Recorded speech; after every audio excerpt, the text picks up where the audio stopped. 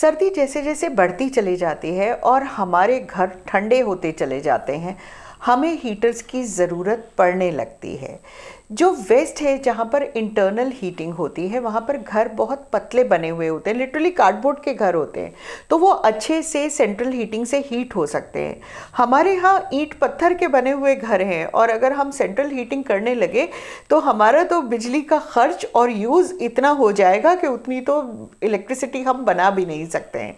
तो हमारे यहाँ जो चलन है और जो तरीका है वो ये है कि हम इंटरनल्स हीटर रख के अपनी एनवायरनमेंट को हीट कर लेते हैं और उसके बाद बहुत सारे कपड़े पहन के बैठे रहते हैं ताकि हम सर्दी से बच जाएं।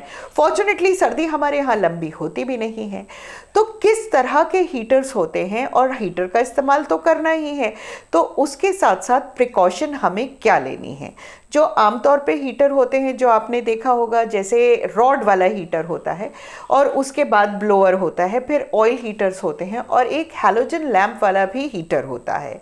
जो नॉर्मल रॉड वाला हीटर है वो सिर्फ आसपास के मॉलिक्यूल्स को गर्म करके आपकी गर्माहट दे रहा है और उसका जो सरफेस, जो उन्होंने कन्वेक्स सरफेस बना हुआ होता है, उससे रिफ्लेक्ट होके हीट बढ़ जाती है।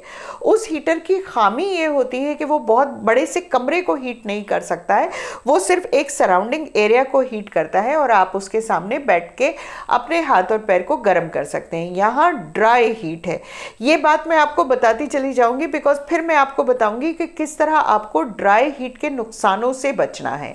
उसके बाद होता है ब्लोअर, जो सबसे ज़्यादा काम भी आता है, सबसे ज़्यादा इकोनॉमिकल भी है। यहाँ पर एक कॉइल से एयर को हीट किया जा रहा है और ये जो एयर है ये आपकी सराउंडिंग एयर को भी हीट करती है। लेकिन दिक्कत क्या है, एक तो शोर बहुत मचा रहा है और दूसरा बिल्कुल मॉइस्चर को अपनी एनवायरनमेंट से दूर कर देता है और कमरा एक तरह से खुश्क होने लगता है। गला जो है सूखने लगता है, नाक सूखने लगती है और उसके बाद जो है अगर कोई कॉन्टैक्ट लेंस पहन रहा है उसकी आंखें भी सूखने लगती हैं। उसके बाद आता है हैलोजन लैंप वाला हीटर, जिसमें एक हैलोजन लैंप है जो हीट एलिमेंट कर रहा है और जो रिफ्लेक्ट होके हीट जो है वो आपके सराउंडिंग को हीट कर रही है। ये भी स्लो हीटर होता है लेकिन ये बहुत ज़्यादा ड्राइंग नहीं होता है। बेस्ट हीटर होता है जिसमें रेडिएशन जो है वो ऑयल से हीट किया जा रहा है। उसमें मल्टीपल कॉइल्स होती हैं और वो ऑयल धीरे धीरे वो रेडिएशन से कॉइल हीट होती है और वो एटमॉस्फेयर को हीट करती है। यहाँ पर स्लो हीटिंग है लेकिन इफेक्टिव हीटिंग है और ये बहुत ज़्यादा ड्राई नहीं करता है एटमॉस्फेयर को। तो अब हीटर तो चलाना ही है, लेकिन हीटर के साथ साथ, चलाने के साथ साथ क्या प्रिकॉशन करनी है।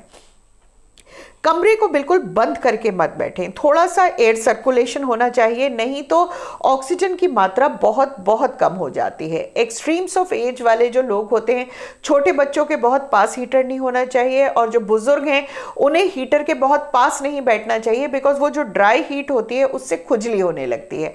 खुजली होने लगती है, जब आप वो खुजाते हैं तो वहाँ पर अल्सर्स होने लगते हैं और फिर वो स्किन हील नहीं होती है, स्किन बहुत ज़्यादा ड्राई हो जाती है।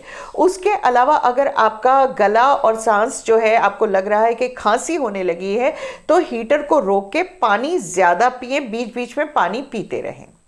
इस हीटर से ड्राइनेस को कम करने का सबसे अच्छा तरीका है कि आप इसके आगे एक ट्रे के अंदर एक गीला किया हुआ टॉवल रखें ताकि वो टॉवल से हल्के हल्के स्टीम निकलती रहे और हवा में जो नमी जा रही है वो ना जाए और एटमॉस्फेयर बिल्कुल नॉर्मल रहे।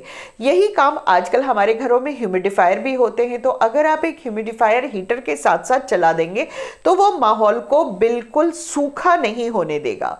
अपने को अंदर से बहुत ज़्यादा रिहाइड्रेट रखें, स्किन को मॉइस्चराइज करें, खासकर जो एक्सट्रीम्स हैं जैसे हाथ हैं और ये जो लेग्स हैं ये बहुत ज़्यादा ड्राई हो जाती हैं, तो इसको ड्राई ना होने दें। अपने कमरे में थोड़ी सी झिरी खोल के रखें ताकि एयर सर्कुलेशन रहे।